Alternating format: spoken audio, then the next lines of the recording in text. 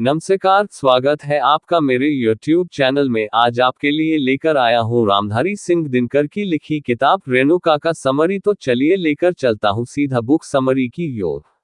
रामधारी सिंह दिनकर तारांकन की काव्य कृति रेणुका उनकी प्रारंभिक रचनाओं में से एक है, जो 1935 में प्रकाशित हुई। ये संग्रह स्वतंत्रता संग्राम के समय लिखा गया था और इसमें भारतीय समाज, संस्कृति और मानवीय संवेदनाओं की गहरी झलक मिलती है। दिनकर ने इसमें अपनी राष्ट्रभक्ति, सामाजिक दृष्टिकोण, सांस्कृतिक आदर्श और मानवता के प्रति गहरी आस्था को उजागर किया है।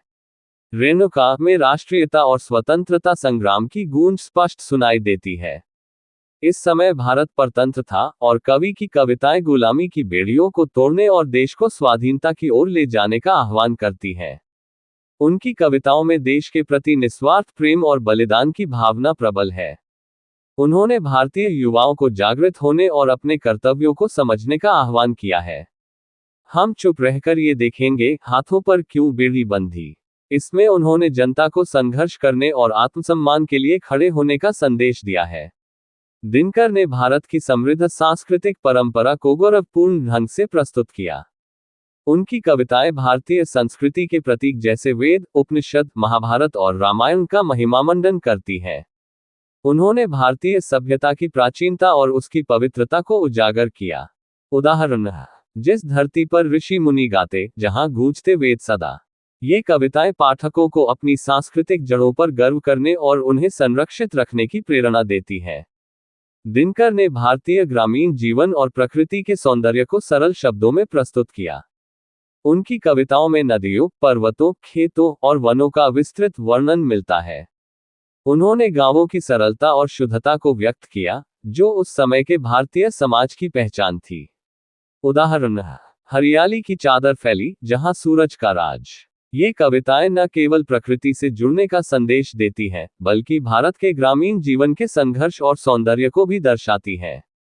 रेणुका में जीवन के गहरे प्रश्नों पर चिंतन मिलता है। दिनकर ने आत्मा, परमात्मा, कर्म और धर्म जैसे विषयों पर अपने विचार व्यक्त किए हैं। उनकी कविताएं भारतीय दार्शनिक परंपरा, विशेष रूप से गीता के विचारों से प्रेरित हैं। जीवन एक परीक्षा है, जहां कर्म है, धर्म सदा। इन कविताओं में उन्होंने मानव जीवन को सार्थक बनाने और अध्यात्म के मार्ग पर चलने की प्रेरणा दी है। दिनकर की कविताओं में समाज में व्याप्त असमानता, शोषण और अन्याय के खिलाफ गहरा आक्रोश दिखाई देता है। उन्होंने समाज के कमजोर और शोषित वर्गों के प्रति अपनी संवेदना व्यक्त की है।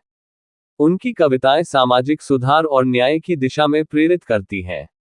क्यों मानव को मानव से दुश्मन कर देता संसार। उन्होंने एक ऐसे समाज की कल्पना की है, जहां समानता, स्वतंत्रता और न्याय का शासन हो। रेणुका में मानवीय भावनाओं का सुंदर चित्रण है। इसमें प्रेम, करुणा, दुख और आशा जैसे भावनात्मक पहलुओं को कवि ने सरलता और गहराई से व्यक्त किया है। उदाहरण, आंसू भी कह जाते हैं, जो शब्द कहने में अक्षम।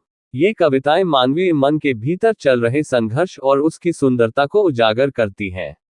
रेणुका रामधारी सिंह दिनकर की काव्य यात्रा का महत्वपूर्ण पड़ाव है। इसमें उनकी साहित्यिक शैली, भाषा और विचारों की गहराई स्पष्ट दिखाई देती है।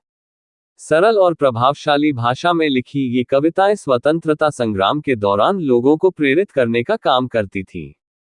कविताओं की भाषा सरल, प्रवाहमयी और प्रभावशाली है। इसमें राष्ट्रीयता और संस्कृति के प्रति गहरी श्रद्धा है। कविताएं समाज के विभिन्न पहलुओं, जैसे राजनीति, धर्म, प्रकृति और मानवता को समेटे हुए हैं। निष्कर्ष, रेणुका केवल एक काव्य संग्रह नहीं, बल्कि स्वतंत्रता संग्राम के दौरान भारतीय समाज की भावनाओं और संघर्षों का साहित्यिक दस्तावेज है। यह पाठकों को देशभक्ति, सांस्कृतिक चेतना और आत्मावलोकन के लिए प्रेरित करता है। रेणुका रामधारी सिंह दिनकर की साहित्यिक प्रतिभा और उनके राष्ट्रवादी दृष्टिकोण का अद्भुत परिचय है। धन्यवाद। फिर मिलते हैं अगले बुक समरी में। तब तक के लिए अपना ख्याल रखें। Bye bye.